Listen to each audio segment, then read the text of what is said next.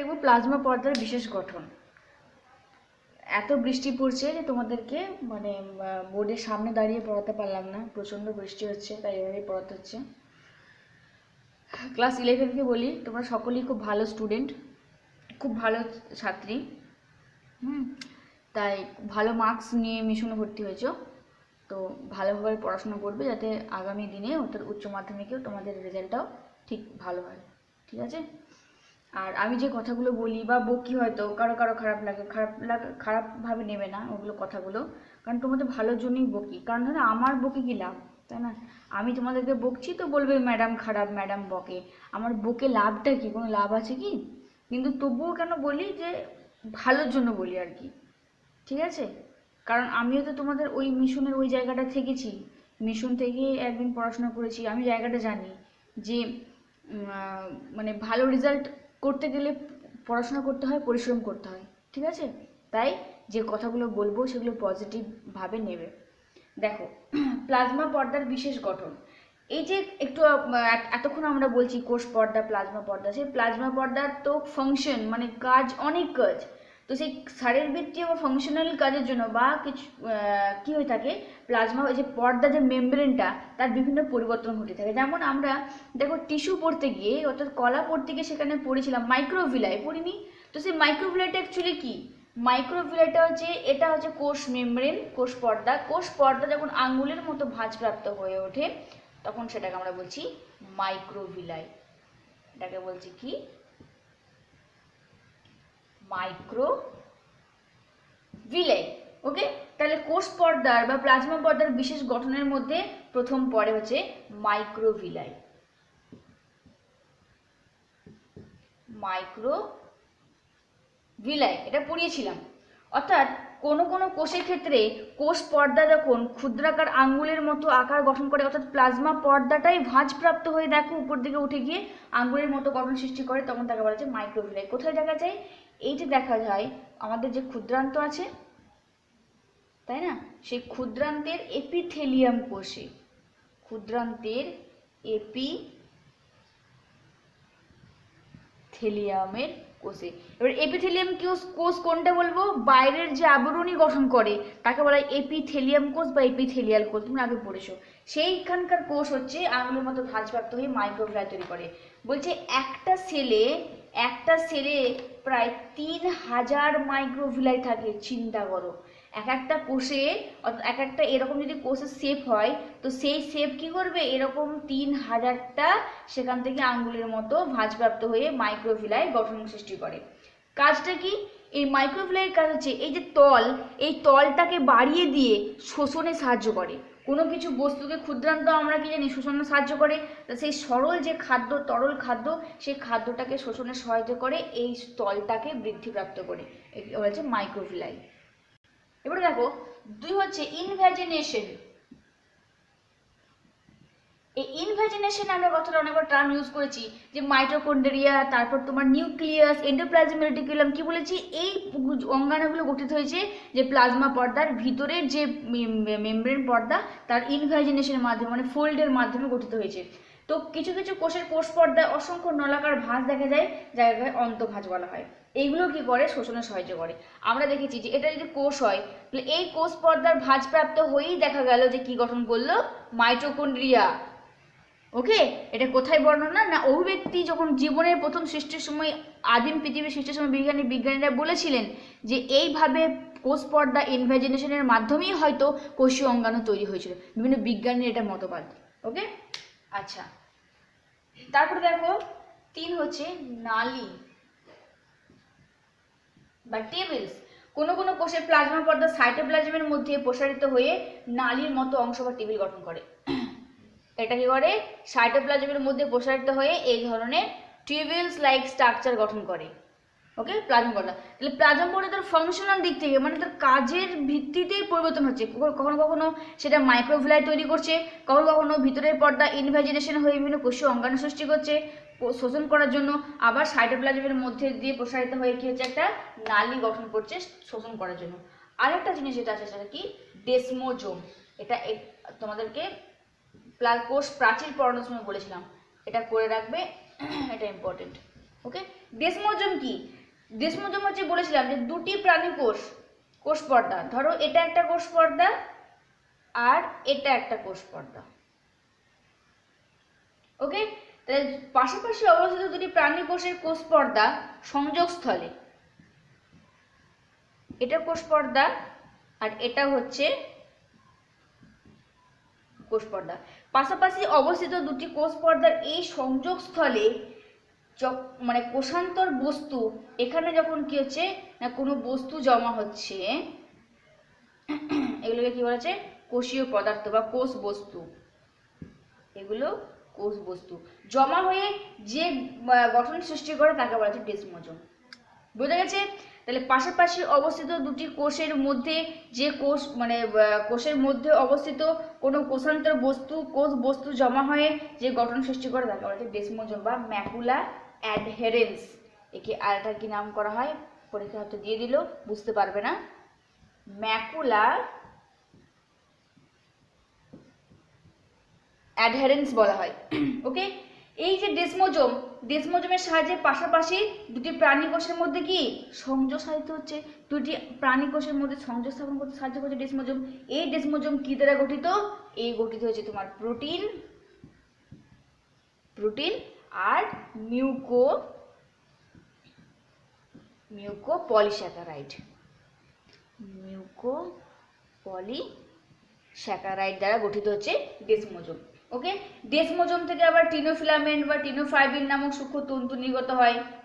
অর্থাৎ এই ডেসমোজোম দেখতে পাচ্ছ, এখান থেকে এই ধরনের কিছু ফিলামেন্ট বা তন্তু নির্গত হয়। এই ফিলামেন্টগুলোকে বলা হচ্ছে টিনোফিলামেন্ট বা টোনোফাইব্রিল। তাহলে হোয়াট ইজ ডেসমোজোম? ডেসমোজোমে দুটি প্রাণী কোষের মধ্যে সংযোগ স্তরে যে কোষীয় বস্তু জমা হয় সেই গঠনটাকে বলা হচ্ছে ডেসমোজোম, যার বাইরের দিকে এই কোষ পর্দা কি হচ্ছে না বিশেষ ধরনের স্ট্রাকচার তৈরি করে, যাকে বলে টিনোফাইব্রিল, যেটা মিউকোস্যাকারাইড এবং প্রোটিন দ্বারা গঠিত।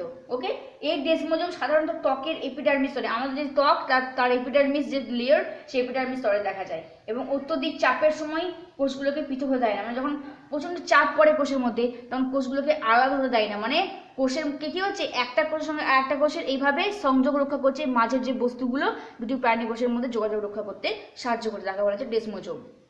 দেখো হেমিডেসমোজোম মানে এপিথেলীয় কলার কোষ পর্দার ভিতরের দিকে কোলাজেন তন্তু দিয়ে গঠিত যে গঠন। কোলাজেন তন্তু কেমন বলেছিলাম, এই যে মোটা মোটা, তাই না?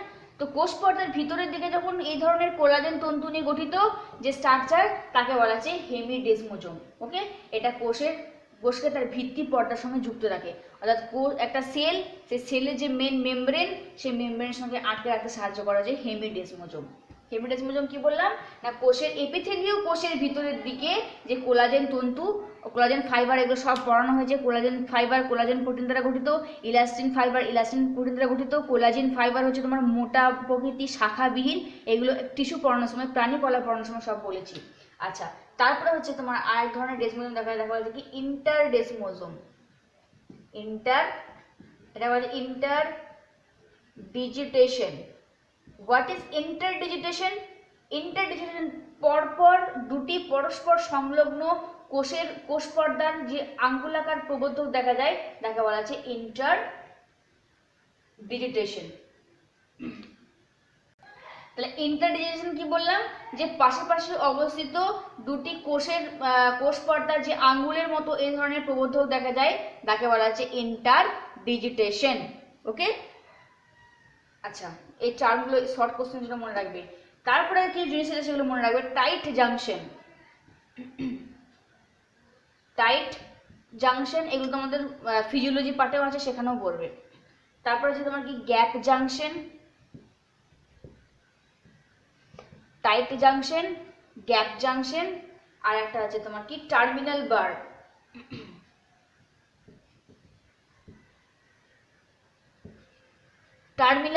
এই তিনটে জিনিস কি দেখো, খুব ইম্পর্টেন্ট জিনিস। What is tight junction, gap junction, terminal bar? দেখো টাইট জাংশন হচ্ছে কেমন, এই ধরো পাশাপাশি অবস্থিত দুটি কোষ পর্দা, বুঝবে ভালো করে। তাহলে পরস্পর অবস্থিত দুটি কোষ পর্দা ধারাবাহিকভাবে যখন কয়েকটা নির্দিষ্ট অঞ্চলে এই ধরনের খাঁজ প্রাপ্ত হয়, ওকে, খাঁজ প্রাপ্ত হয়ে মানে একত্রিত হয়ে, অর্থাৎ কি বললাম যে পাশাপাশি অবস্থিত দুটি কোষের কোষ পর্দা ধারাবাহিকভাবে কয়েকটা এই যে অঞ্চল তারা কাছাকাছি এসে একত্রিত হয়ে যে খাঁজ বা পুরো পদার্থের গঠন সহ যে জাংশন সৃষ্টি করে, তখন সেটাকে বলা আছে যে টাইট জাংশন। ওকে, এই দেখো দুটি কোষ পর্দা পাশাপাশি এসে যে কয়েকটা গ্যাপ বা খাঁজের সৃষ্টি করেছে তাকে বলা আছে টাইট জাংশন, বা যে জাংশন মানে যে অঞ্চলের সৃষ্টি করেছে তাকে বলা আছে কি টাইট জাংশন। এই যে অঞ্চলটাকে বলা হচ্ছে টাইট জাংশন, এটা মনে রাখবে, পরীক্ষাতে দিতে পারে। ওকে, আর এগুলো হচ্ছে কি কোষ পর্দা। এই টাইট জাংশনকে আরেকটা নামে বলা হয়, পরীক্ষাতে এটা দেবে তোমাদের, কি মনে রাখবে, জনুলা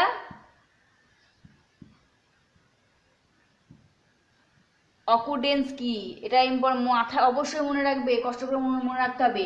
জনুলা অকুডেন্স বা টাইট জাংশন কি, দুটি কোষ পর্দার যে সন্নিহিত অঞ্চল একত্রিত হয়ে, যে দুটি কোষ পর্দা পাশাপাশিভাবে অবস্থান করে একত্রিত হয়ে যে অঞ্চলের সৃষ্টি করে বা খাঁজের সৃষ্টি করে তাকে বলা যায় টাইট জাংশন। ওকে, এটা যেন মনে থাকে। এখানে কি হয়, কোষ পর্দার অন্তঃকোষীয় যে স্থানটিকে ব্লক করে দেয়, মানে কোষের যে ভিতরের যে অন্তঃকোষের যে স্পেস থাকে সেই জায়গাটাকে এরা ব্লক করে রাখে, মানে কোষকে দৃঢ়তা প্রদান করতে সাহায্য করে। What is gap junction? Gap junction হচ্ছে পাশাপাশি অবস্থিত কোষ পর্দা। ওকে, এইটা হচ্ছে তোমার কি কোষ পর্দা, এটা হচ্ছে কোষ পর্দা। এই পাশাপাশি অবস্থিত দুটি কোষ পর্দা যে প্রোটিন চ্যানেলের মাধ্যমে পরস্পরের সঙ্গে সংযোগ স্থাপন করে তখন তাকে বলা হচ্ছে গ্যাপ জাংশন। অর্থাৎ এখানের মধ্যে কি দেখা যায়, একটা প্রোটিন চ্যানেল লক্ষ্য করা যায়, এটাকে বলা হচ্ছে প্রোটিন চ্যানেল, গ্যাপ জাংশন। বোঝা গেছে? এই যে একে বলা হচ্ছে, লিখে নাও, খুবই ইম্পর্টেন্ট। ওকে, এই যে অঞ্চলটা দেখা যাচ্ছে যাকে বলা হচ্ছে গ্যাপ জাংশন, মোস্ট ইম্পর্টেন্ট। তাহলে গ্যাপ জাংশনকে বললাম না, দুটি প্লাজমা পর্দা বা কোষ পর্দার পাশাপাশি অবস্থিত যে প্রোটিন চ্যানেলের মধ্য দিয়ে পরস্পর সঙ্গে সংযোগ স্থাপন করে। এই দেখো পাশাপাশি অবস্থিত দুটি প্রোটিন আর এই চ্যানেল, এর মধ্যে কি হবে, বিভিন্ন আয়নের আদান প্রদান এবং বিপাকীয় পদার্থের এর মধ্যে আদান প্রদান হয়। অর্থাৎ এখান থেকে সোডিয়ামটা এই চ্যানেলের মধ্য দিয়ে এখানে পৌঁছাবে, আবার ধরো এখানে থাকা কিছু পটাশিয়াম এই চ্যানেলের মধ্য দিয়ে এখানে পৌঁছাবে। ওকে, তাহলে এই পাশাপাশি অবস্থিত দুটি প্রোটিনের মাঝখানের মধ্যে যে চ্যানেলের মাধ্যমে যোগাযোগ রক্ষা হচ্ছে তখন তাকে বলা হচ্ছে গ্যাপ জাংশন। ওকে, আর তাহলে টাইট জাংশন কি, পাশাপাশি অবস্থিত দুটি কোষ পর্দা একত্রিত হয়ে যে গ্যাপ বা যে খাঁজের সৃষ্টি করছে তখন সেটাকে বলা হচ্ছে কি না টাইট জাংশন। আর গ্যাপ জাংশন মানে পাশাপাশি অবস্থিত কোষ পর্দা যে চ্যানেল প্রোটিন দ্বারা গঠিত এবং তাদের মাঝখানে যেখানে আয়ন আদান প্রদান হয় সে অঞ্চলটিকে বলা হচ্ছে গ্যাপ জাংশন। এটা মাথায় রাখবে, টাইট জাংশন কি, গ্যাপ জাংশন কি। দেখো টার্মিনাল বার হচ্ছে যে ডেসমোজোম, যে একটু আগে বললাম যে ডেসমোজোম বললাম যে এই যে সেল, এই কোষের মাধ্যমে যে বস্তু আছে তাকে ডেসমোজোম বলা হচ্ছে। তো এই ডেসমোজোম যখন কি হচ্ছে, এখানের সঙ্গে কোনো টিনোফাইবিল, বললাম যে ডেসমোজোম টিনোফাইবিল গঠন করে, এই ডেসমোজোম যখন কোনো টিনোফাইবিলের সঙ্গে সংলগ্ন থাকে না তখন তাকে বলা হচ্ছে টার্মিনাল বার, বা এর একটা নাম আছে জনুলা অ্যাডহারেন্স। তাহলে জনুলা বা অ্যাডহারেন্স কোনটা, টার্মিনাল বারকে বলা হয়, আর জনুলা অক্লুডেন্স কাকে বলা হয়, টাইট জাংশনকে বলা হচ্ছে। ওকে, অর্থাৎ যে ডেসমোজোমের সঙ্গে কোনো টার্মিনাল ফাইবার যুক্ত থাকে না সেই গঠনকে বলা হচ্ছে টার্মিনাল বার। দেখো বেল্ট ডেসমোজোম কি, এই বেল্ট ডেসমোজোম একটু আগেই যে বললাম যে গ্যাপ জাংশন, অর্থাৎ দুটো চ্যানেল প্রোটিন, তার নিচেই থাকে এই নিচেই থাকে ডেসমোজোম, যে ডেসমোজোম গ্যাপ জাংশনের নিচে যে ডেসমোজোম থাকে যা হচ্ছে তোমার অ্যাক্টিন ও ফিলামেন্ট দিয়ে গঠিত, যাকে বলা যায় বেল্ট ডেসমোজোম। তাহলে এটা কি দ্বারা গঠিত, অ্যাক্টিন ও ফিলামেন্ট দ্বারা গঠিত হচ্ছে তোমার বেল্ট ডেসমোজোম। স্পট ডেসমোজোম কি, স্পট ডেসমোজোম হচ্ছে এটি বেল্ট ডেসমোজোমের নিচে থাকে, ডায়াগ্রামটা একটু পরে দেখাচ্ছি। তাহলে বেল্ট ডেসমোজোম থাকে গ্যাপ জাংশনের নিচে অ্যাক্টিন ফিলামেন্ট দ্বারা, আর স্পট ডেসমোজোম থাকে বেল্ট ডেসমোজোমের নিচে অবস্থান করে, এটি কোষ পর্দাযুক্ত স্থান, এখানে গোলাকার স্থান গঠন করে। আর ইন্টারসেলুলার ব্রিজ কি, দুটি কোষ পর্দার মানে দুটি কোষের প্লাজমা পর্দা থেকে কতগুলো প্রবর্ধক নির্গত হয়ে পরস্পরের সঙ্গে কাছে এলে যে ব্রিজ গঠন করে তখন তাকে বলা হচ্ছে, দেখো এই যে এই কোষ পর্দা যখন এইভাবে দেখো কাছাকাছি এসে একে অপরের সঙ্গে যুক্ত থাকে, দেখতে পাচ্ছ, তাহলে এটাকে বলা হচ্ছে ইন্টারসেলুলার স্পেস। আর এই যে একে অপরের সঙ্গে যুক্ত থাকে যাকে বলা হচ্ছে ইন্টারসেলুলার ব্রিজ, অর্থাৎ দুটি কোষ পর্দা সংলগ্ন মানে প্লাজমা পর্দা থেকে কোষ পর্দা থেকে এই ধরনের প্রবর্ধকগুলো নির্গত হয়ে কাছাকাছি এসে তারা একটা ব্রিজ গঠন করে, মানে পরপর অবস্থান করে এবং তার সঙ্গে একটা করে এভাবে যোগাযোগ থাকে, লিঙ্ক থাকে, যাকে বলা হচ্ছে ইন্টারসেলুলার ব্রিজ। তাহলে হেমিডেসমোজোম, ইন্টারডিসজাংশন, ইন্টারডিজিটেশন, টাইট জাংশন কি, গ্যাপ জাংশন কি, টার্মিনাল বার, বেল্ট ডেসমোজোম, স্পট ডেসমোজোম, ইন্টারসেলুলার ব্রিজ কি, এগুলো পড়ে রাখবে পরীক্ষার জন্য। দেখো যদি একবার দেখায় যে এই যে বললাম প্লাজমা পর্দার বিশেষ গঠন, সেখানে বললাম ফাংশনালি শারীরবৃত্তীয় কাজের জন্য বিভিন্ন রকমের পরিবর্তন হয়ে যায়। কেমন না, বললাম যে দেখো কি হতে পারে, আঙ্গুলের মতো ভাঁজপ্রাপ্ত অংশ ভিলাই তৈরি হয়, হতে পারে ফাংশনের জন্য। আর কি দেখা যায় না, এই আঙ্গুলের মতো ভাঁজপ্রাপ্ত স্থানের মাঝখানে আর কি দেখা যাচ্ছে কিছু জাংশন লক্ষ্য করা যায়, যেটা আমরা টাইট জাংশন বলতে পারি। কিছু চ্যানেল প্রোটিন থাকে, সেই প্রোটিনের মাঝখানে কিছু গ্যাপ লক্ষ্য করা যায়। দেখো এখানে সবগুলো দেখানোর চেষ্টা করা হচ্ছে।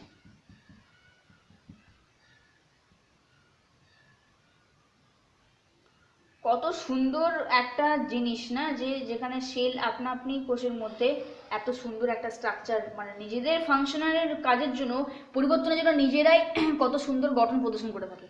তাহলে এটা হচ্ছে তোমার কি মাইক্রোভিলাই। তাহলে প্লাজমা পর্দা তার ফাংশনাল কার্যগত দিক দিয়ে সে কি করছে, আঙ্গুলের মতো ভাঁজপ্রাপ্ত অংশ তৈরি করছে, যাকে মাইক্রোভিলাই বলছি। কোষের অন্তঃকোষীয় স্থান মানে ভিতরের স্থান, এটা হচ্ছে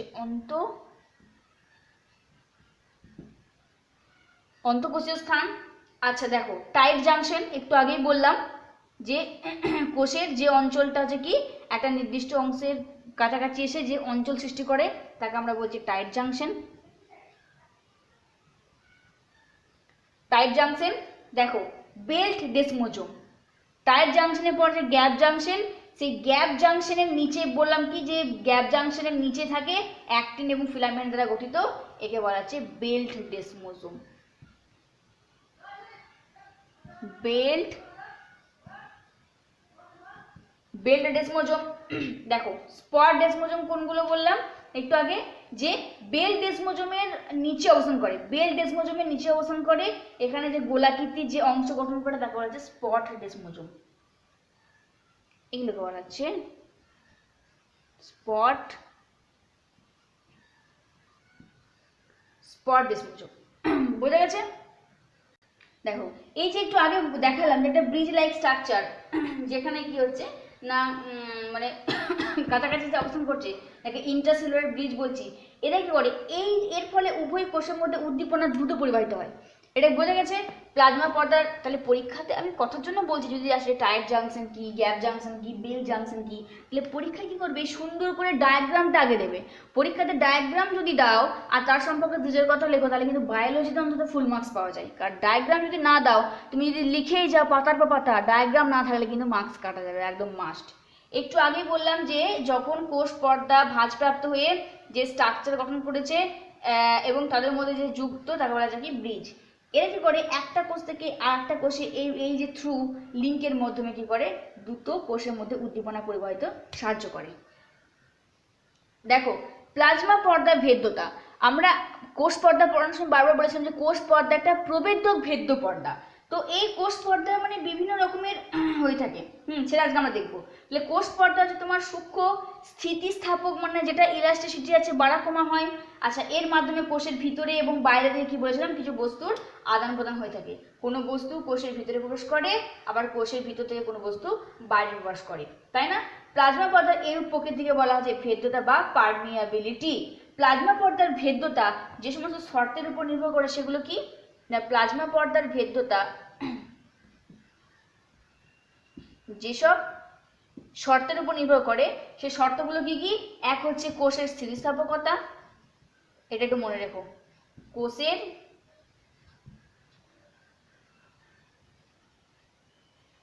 স্থিতিস্থাপকতা। আচ্ছা, আর কি? কোষের উপরে অবস্থিত অনুছিদ্রের আকৃতি। দেখো এই জিনিসগুলো কি করে না প্লাজমা পর্দার ভেদ্যতার শর্ত। মনে রেখো কি কি শর্ত? কোষের স্থিতিস্থাপকতা, অর্থাৎ কোষটার যে ইলাস্টিসিটি সেটার উপর ভেদ্যতা নির্ভর করে যে সেই জিনিসকে বাইরে প্রবেশ করতে পারবে কি পারবে না। কোষের উপর অবস্থিত, এই যে কোষের উপর বিভিন্ন ছিদ্র, সেই ছিদ্রের অণুগুলো আকৃতি, মানে ছিদ্র অণুগুলো যদি বড় হয় তাহলে সেই ক্ষেত্রে কোষের ভেদ্যতা কি হবে, অণুগুলো যদি কম হয় তাহলে কোষের ভেদ্যতা কেমন হবে তার উপর নির্ভর করে। এবং সংখ্যা, যে কতগুলো ছিদ্র বর্তমান। K plus ion channel protein, এটা হচ্ছে তোমার মুখ্য ভূমিকা গ্রহণ করে থাকে কোষের ক্ষেত্রে, মানে প্লাজমা পর্দার আদান প্রদানের ট্রান্সপোর্ট প্রোটিনের ক্ষেত্রে। তো এর গাঢ়ত্বটার উপর নির্ভর করে প্লাজমা পর্দার ভেদ্যতা। পদার্থের অণুর আণবিক ওজন, এটা যেমন কি না ধরো কোষের উপরে অনুছিদ্রের সংখ্যা এবং আকার যত বড় হবে ভেদ্যতা তো হিসাবে, তাই না? এই অনুছিদ্র যদি অসংখ্য থাকে আর আকারে যদি বড় বড় হয় তাহলে কি হবে, কোনো জিনিসকে সহজেই বাইরে প্রবেশ করতে পারবে বা বাইরে থেকে ভিতরে প্রবেশ করতে পারবে। বাট যদি ছিদ্র কম হয়, সংখ্যায় কম হয়, তাহলে কি হবে, ভেদ্যতার পরিমাণটা কম হবে। আচ্ছা, অপরপক্ষে পদার্থের অণুর আণবিক ওজন যত কম হবে ভেদ্যতা বেশি হবে। কেন? যত কম ওয়েটের হবে সেগুলো বেশি পরিমাণে কোষ পর্দা থেকে বাইরে বেরিয়ে যাওয়ার সম্ভাবনা বেশি। তাহলে আণবিক ওজন কম হলে ভেদ্যতা বেশি, আণবিক ওজন বেশি হলে ভেদ্যতা কম। এই হচ্ছে কোষ পর্দা বা প্লাজমা পর্দার শর্ত, ভেদ্যতার শর্ত। এটা পড়ে রাখবে, হ্যাঁ, যে প্লাজমা পর্দার ভেদ্যতা অনুযায়ী কয় প্রকার? 4 প্রকার। একটা হচ্ছে ইমপারমিয়েবল প্লাজমা মেমব্রেন বা অভেদ্য প্লাজমা পর্দা, অভেদ্য টার্মটা মাথায় ইউজ করো, মনে রাখো। সেমি পারমিয়েবল প্লাজমা মেমব্রেন বা অর্ধভেদ্য প্লাজমা পর্দা। তাহলে প্লাজমা পর্দা বা কোষ পর্দার ভেদ্যতা অনুযায়ী 4 প্রকারে ভাগ করা হয়েছে: অভেদ্য, অর্ধভেদ্য, পছন্দমাফিক বা প্রভেদক ভেদ্য এবং dialyzing plasma membrane. impermeable plasma membrane, semi-permeable plasma membrane, selectively plasma membrane or differently permeable plasma membrane or dialyzing plasma membrane। দেখো অভেদ্য প্লাজমা মেমব্রেনটা কি বা impermeable। অভেদ্য প্লাজমা মেমব্রেন হচ্ছে যে প্লাজমা পর্দার গায়ে গ্যাসীয় অণু ছাড়া অন্য কোনো কঠিন বা তরল পদার্থের অণু চলাচল করতে পারে না, তাকে বলা হচ্ছে অভেদ্য প্লাজমা পর্দা। তাহলে ইমপারমিয়েবল কি? যেখানে অভেদ্য, সব জিনিসকে ভেদ করতে পারবে না, শুধুমাত্র কি বললাম যে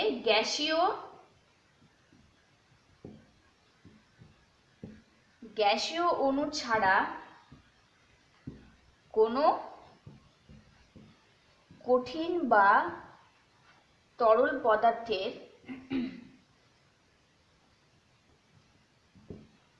কি করে অণু চলাচল করতে পারে না, এটা মনে রাখো, চলাচল করতে পারে না। তার মানে ভাবো যে এটা এমন একটা মেমব্রেন যেখানে না তরল যেতে পারবে না কঠিন বস্তু যেতে পারবে, শুধুমাত্র গ্যাসীয় অণুকে প্রবেশ করবে। এটা কোথায় পাওয়া যায়, কাদের পাওয়া যায়? এইগুলো মনে রাখবে যে মাছের দেহে কয়েক প্রকার, সবার নয়, কয়েক প্রকার মাছের যে অনিষিক্ত ডিম্বাণু, যেগুলো নিষিক্ত হয়নি, সেই অনিষিক্ত ডিম্বাণুর প্লাজমা পর্দা এই ধরনের হয়। ওকে, তাহলে যে প্লাজমা পর্দা শুধুমাত্র কোনো কঠিন, মানে কোনো কঠিন বা তরলকে অ্যালাউ করবে না, কোনো কঠিন বা তরলকে অ্যালাউ করবে না, শুধুমাত্র গ্যাসীয় পদার্থগুলোকে ভিতরে প্রবেশ করতে সাহায্য করবে, চলাচল করতে পারে, তখন তার বলা হচ্ছে অভেদ্য প্লাজমা মেমব্রেন বা ইমপারমিয়েবল। যেমন কি মাছের যে অনিষিক্ত ডিম্বাণু, সে অনিষিক্ত ডিম্বাণু যে প্লাজমা পর্দা সেটা হচ্ছে অভেদ্য প্লাজমা পর্দা। দেখো নেক্সট হচ্ছে অর্ধভেদ্য পর্দা। অর্ধভেদ্য মানে জানো সেমি পারমিয়েবল, অর্ধেক। ওকে, এটা কি? যে সমস্ত পদার্থের মানে পর্দার মাধ্যমে কেবলমাত্র দ্রাবকের অণু, যেমন ধরো জল, সলভেন্ট মলিকিউল, সেইগুলো চলাচল করতে পারে, কিন্তু কোনো দ্রাবক চলাচল করতে পারে না। তাহলে কি বললাম, যেসব পর্দার মাধ্যমে, যেসব পর্দার দ্বারা কি হচ্ছে কেবলমাত্র দ্রাবক অণু, কেবলমাত্র দ্রাবক মানে তোমরা কি জানো, সব থেকে উত্তম দ্রাবক হচ্ছে জল। এই দ্রাবক অণু চলাচল করতে পারে,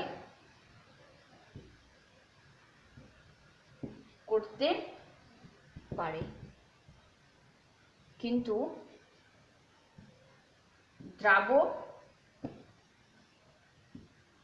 পারে না। যেমন এক্সাম্পল হচ্ছে ডিমের আবরণী, বুঝতে পারছো? ডিমের যে আবরণী সেটা হচ্ছে তোমার কি পর্দা, ওই যে ডিমটা সেদ্ধ করার পর যে বাইরের যেটা পাচ্ছ যে সাদা অংশটা সেটা আবরণী। ওকে, আর কি মাছের পটকা সবাই দেখেছো উদাহরণ। তাহলে দেখো কি বলেছে, বলেছে যে কেবলমাত্র দ্রাবক, ধরো একটা একটা একটা তোমার শরবত আছে, শরবতের মধ্যে আছে কি না চিনি এবং জল, তাহলে চিনি এবং জল দিয়ে শরবতটা একটা মিশ্রণ, সেই দ্রবণের মধ্যে দ্রাবক হচ্ছে কি জল। তাহলে ধরো শরবত, জাস্ট এক্সাম্পল দিচ্ছি, অনেকে যদি না বুঝতে পারো কেমিস্ট্রি এটা আছে। শরবতের মধ্যে কি কি থাকবে, জল প্লাস চিনি ইকুয়াল টু শরবত। ওকে, তাহলে এখানে যে জল সেটা হচ্ছে তাকে বলা হয় দ্রাবক। ওকে, দ্রাবক বলা হয় বা সলভেন্ট বলা হয়ে থাকে। চিনিটা হচ্ছে দ্রাবক মানে কঠিন পদার্থ, তরল পদার্থকে বলা হয় দ্রাবক, কঠিনকে বলা হচ্ছে দ্রাব্য ইকুয়ালস টু দ্রবণ।